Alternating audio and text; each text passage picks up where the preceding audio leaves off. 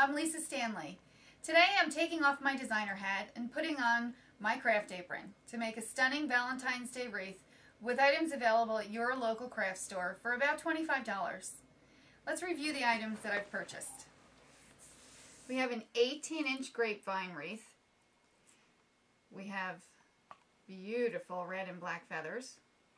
We have a foam red heart. We have some ribbon. We have some rosebuds that are silk. We have larger silk flowers. We have glitter foam hearts.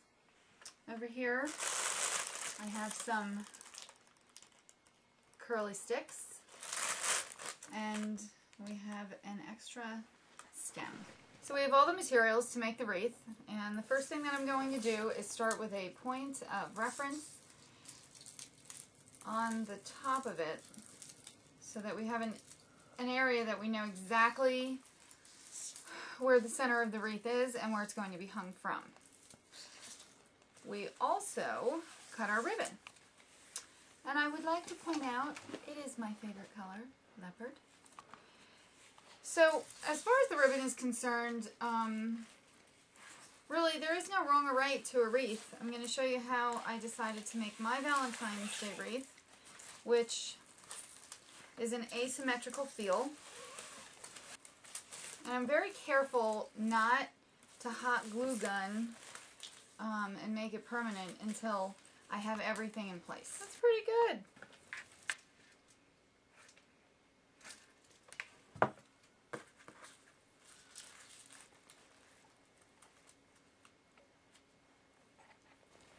And then I just glue a little bit under each side.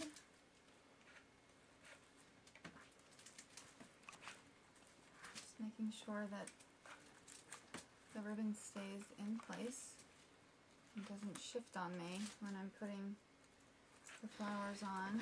Okay, so the next items that I'm going to insert are my roses. And as I had mentioned, I do want to make my wreath more asymmetrical. So I'm not going to put the roses over the entire area. But I am going to start at the top as a point of reference. And again, I don't hot glue gun until the very end because I want to make sure that I am happy with the areas that I put it in. And so I really want my my ribbon to show.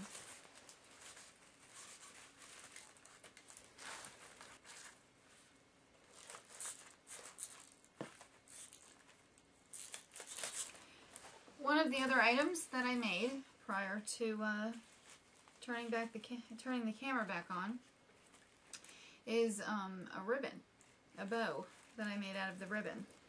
And I can tell you that fabric against any kind of natural substance like a wood or the branches, it can give you a hard time. So you definitely want to load up on the hot glue. And be careful because it's hot. Burning hot. While you're making your wreath, pick it up or hang it. See how it feels to you. Make sure that if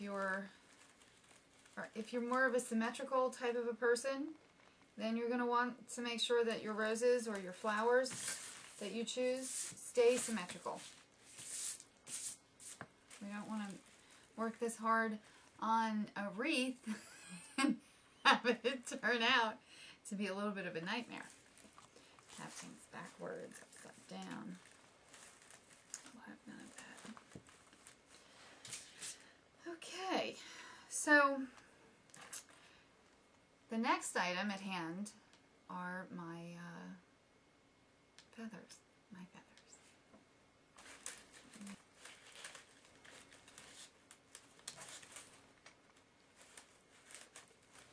After my feathers, I'm placing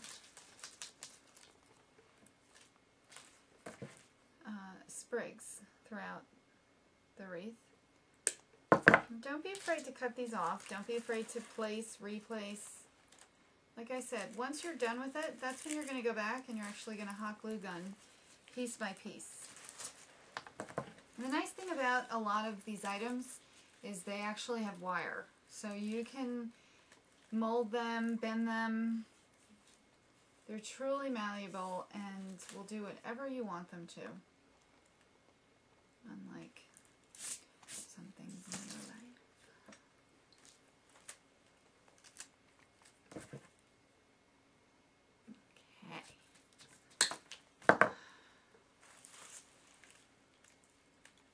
It's getting a little obnoxious. Let's try one more.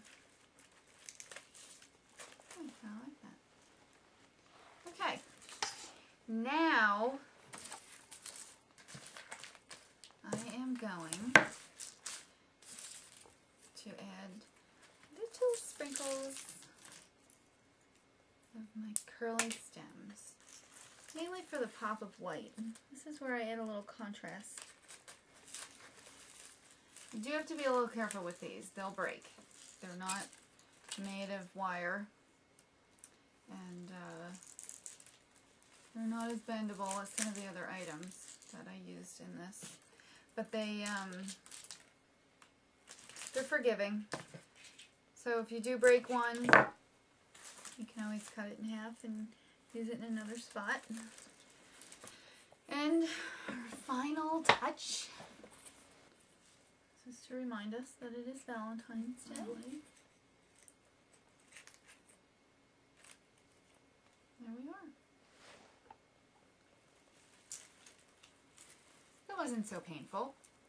It was a quick, easy, and I think quite lovely Valentine's Day wreath for your front door. Happy Valentine's Day.